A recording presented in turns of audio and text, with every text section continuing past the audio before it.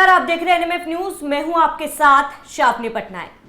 Karnataka sex scandal से इस वक्त की बड़ी खबर सामने आ रही है, जहां पर आपको बता दें कि पूर्व सांसद प्रज्वल रेवन्ना को सजा दी गई है। आजीवन कारावास की सजा के साथ 11 लाख का जुर्माना उन पर लगाया गया है। अब ये पूरा मामला क्या है वो आपको समझाएंगे और किस मामले में उन्हें इतनी बड़ी सजा दी गई है। दरअसल आपको बता दें कि जेडीएस के नेता और पूर्व सांसद प्रज्वल रेवन्ना पर रेप केस के साथ साथ सेक्सुअल हैरेसमेंट का भी आरोप लगा था, जिसके बाद कल कोर्ट ने उन्हें दोषी करार दिया और आज उन्हें यह सजा दी गई है। इसी पर चर्चा करेंगे। मेरे साथ मेरे सहयोगी अभिषेक पुंडिर मौजूद है। अभिषेक, महज 1 साल में केस चला, इस केस को लेकर कई बड़े खुलासे हुए हैं और अब सीधी सजा आजीवन कारावास की। कहीं ना कहीं ये पूरा मामला, इस पूरे मामले ने कर्नाटक की राजनीति हिला दी है, क्योंकि प्रज्वल रेवन्ना कोई आम घर से ताल्लुक नहीं रखते हैं। पूर्व पीएम, पूर्व सीएम और बड़े मंत्रियों के परिवार से ये ताल्लुक रखते हैं। बिल्कुल, एचडी देवगौड़ा के पोते हैं, तो इस लिहाज से नाम और ज्यादा हाईलाइट भी हो जाता है। 2024 के लोकसभा चुनाव से पहले जेडीएस का बीजेपी के साथ गठबंधन हुआ, चुनाव लड़े, हासन से सांसद भी बने और उसी के तुरंत बाद शायद जून में रिजल्ट आया और नवंबर दिसंबर के दौरान ये जो पूरा स्कैंडल था वो निकलकर सामने आया था। देखिए, सबसे पहले जो प्रज्वल रेवन्ना के यहाँ एक सहायिका जो काम करती थी, उन्होंने प्रज्वल रेवन्ना के ऊपर आरोप लगाए थे।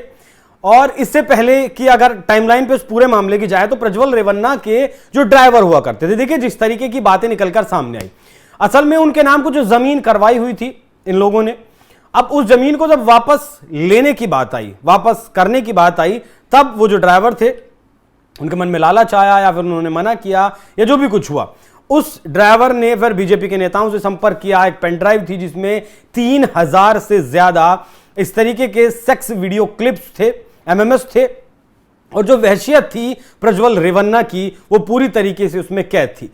कर्नाटक में, देश भर में वो वीडियोस वायरल होने लगे, घूमने लगे। तब प्रज्वल रेवन्ना के वकील कोर्ट गए और वहां पर जाकर उन वीडियोस को सर्कुलेट ना किया जाए, इस पर रोक लगाई गई। कोर्ट की तरफ से इस पर रोक लगाई गई थी सबसे पहले। लेकिन शावनी, जिस तरीके से इस मामले की सुनवाई हुई है, दिसंबर 2024 में शायद इस मामले की सुनवाई शुरू हुई थी और अभी आप अगस्त का में शुरुआत की है आपने, लगभग 8 महीने में जिस तरीके से इसका फैसला आया है इस केस का, वो अपने आप में एक सराहनीय कदम है। और जिस तरीके से ये इस तरीके के अपराध होते हैं, उन अपराधों पर अगर इसी तरीके से कार्रवाई हो तो शायद हो सकता है कि जो जिस तरीके से आजकल वहशियत के साथ क्राइमों को अंजाम दिया जा रहा है, उनमें कमी हो सकता है आए। इसमें सबसे जो अहम चीज है, 123 सबूत प्रज्वल रेवन्ना के खिलाफ मिले और उनमें भी सबसे जो अहम था वो एक साड़ी थी, क्योंकि प्रज्वल रेवन्ना जब भी किसी के साथ जबरदस्ती करता था या फिर मतलब सहमति से जो भी कुछ ये वो होता था, तो उसका वीडियो जरूर रिकॉर्ड करता था। बहुत सारे वीडियोस ऐसे भी हैं जो खुद रिकॉर्ड किए गए, बहुत सारे वीडियोस ऐसे हैं जो रिकॉर्ड करवाए गए। मतलब वहशियत की एक हद अगर कहें तो पार की जा रही थी। उस वीडियो में जो साड़ी उस सहायिका ने पहनी हुई थी, वो साड़ी उस सहायिका ने धोई नहीं, कहीं फेंकी नहीं, या फिर उसे जैसी वो थी वैसी ही रखी गई। सबूत के तौर पर उस साड़ी को पेश किया गया कोर्ट में। वहां स्पर्म प्रज्वल रेवन्ना का उस साड़ी के ऊपर लगा हुआ था, डीएनए टेस्ट हुआ, उसमें पता चला कि हां ये प्रज्वल रेवन्ना का ही स्पर्म इस पर था, तो आरोप यहां सिद्ध होते हैं।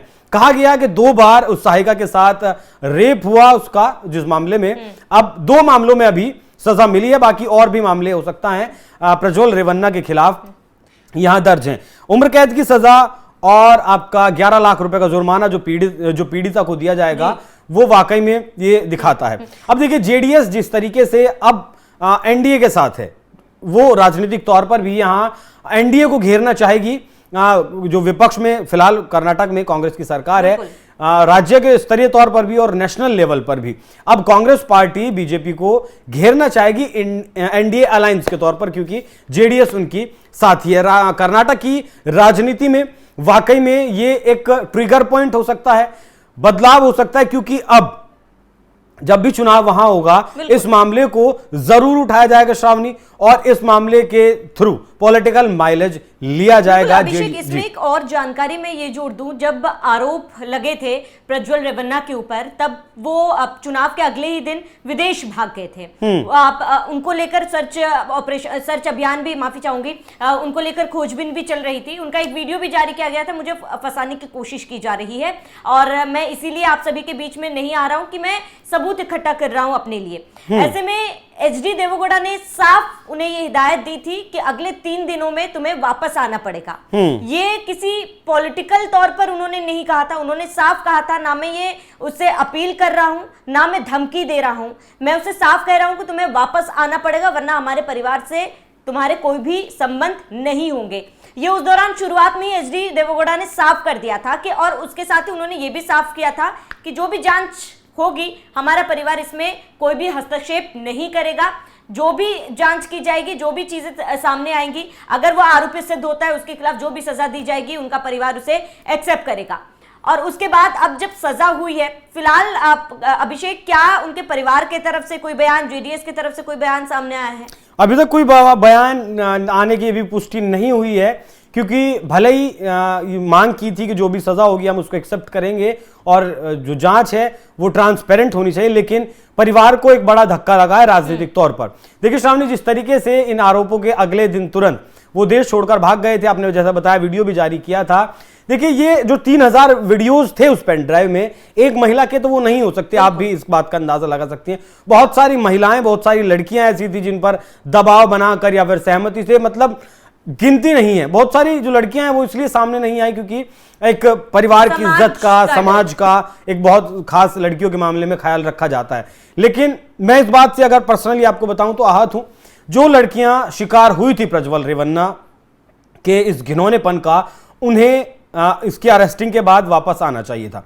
एक और बात श्रावणी, अगर ये परिवार राजनीतिक तौर पर इतना बड़ा परिवार नहीं होता, जिस परिवार में पूर्व पीएम रहे हो या फिर सीएम, जैसे कि आपने बताया एचडी रेवन्ना, इनके पिता, उनके ऊपर भी आरोप लगे थे कि उस सहायिका को बयान बदलने के लिए ऐसा मजबूर किया गया, फार्म हाउस में अपहरण करके रखा गया। हालांकि बाद में वो आरोप सिद्ध नहीं हो पाए और उन्हें जमानत दे दी गई थी। इतना बड़ा राजनीतिक परिवार अगर नहीं होता तो शायद मुझे ऐसा लगता है कि प्रज्वल रेवन्ना वाकई में इस देश में बाहर नहीं, इस देश में वापस नहीं आते और उन्हें लाने के लिए बहुत पापड़ भारत सरकार को बेलने पड़ सकते थे। राजनीतिक परिवार है, बड़ा परिवार है, इसीलिए ये सारा जो है उन्हें वापस आना पड़ा। हमने देखा है कि कोई भी हाई प्रोफाइल केस होता है तो उसमें कहीं ना कहीं ढिलाई बढ़ती जाती है, लेकिन प्रज्वल रेवन्ना के केस में ऐसा बिल्कुल भी नहीं हुआ।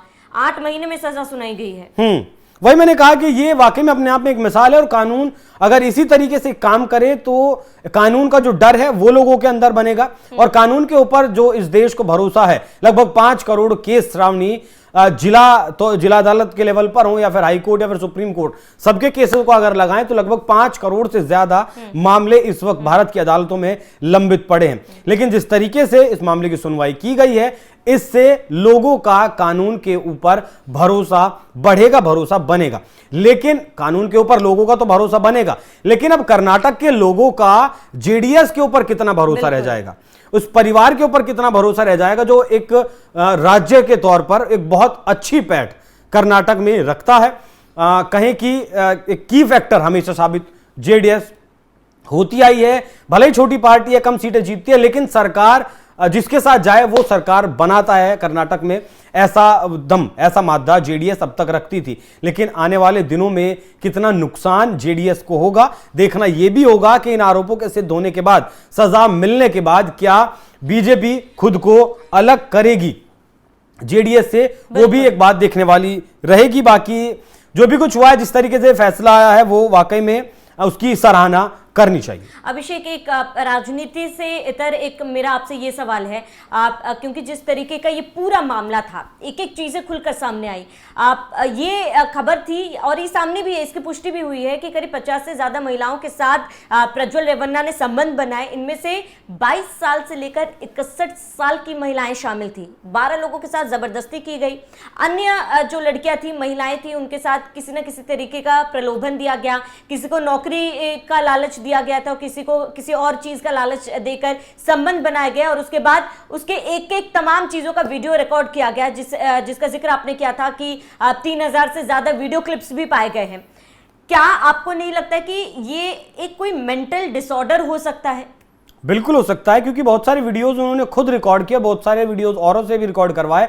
और ये जो सहायिका थी जिसकी शिकायत पर अब उम्र कैद की सजा प्रज्वल रेवन्ना को हुई है, उसकी उम्र 55 साल थी। मतलब 55 साल की एक महिला के साथ इस तरीके से जबरदस्ती करना, रेप करना, वो दिखाता है कि कहीं ना कहीं जिस तरीके से कहा जाता है ना श्रावणी की साइको कई आदमी होते हैं, साइको किलर्स आपने सुना होगा कि हाँ मर्डर तो लोग करते हैं या फिर जुर्म तो करते हैं, लेकिन उसे एक वहशियत तक लेकर जाना वो दिखाता है कि दिमागी संतुलन कहीं ना कहीं सही नहीं था। हालांकि मेडिकल रिपोर्ट्स प्रज्वल रेवन्ना की ये बताएंगी कि वो दिमागी रूप से सही थे नहीं थे, लेकिन जिस तरीके के कृत्य उन्होंने किए, जिस तरीके के वीडियोस सामने आए, जिस तरीके के सबूत कोर्ट में पेश किए गए, वो ये बताने के लिए काफी है कि प्रज्वल रेवन्ना की जो मानसिक हालत थी, जो दिमागी हालत थी, वो एक आम इंसान के जैसी दिमागी हालत नहीं थी। बाकी अभी और क्या कुछ इस मामले में खुलासे होंगे या फिर क्या कुछ जवाब और आएंगे, वो देखने वाली बात रहेगी। बाकी मुझे जितना जानकारी है, शायद इस फैसले के आने के बाद प्रज्वल रेवन्ना कोर्ट में रोए भी हैं। हाँ, लेकिन ये अगर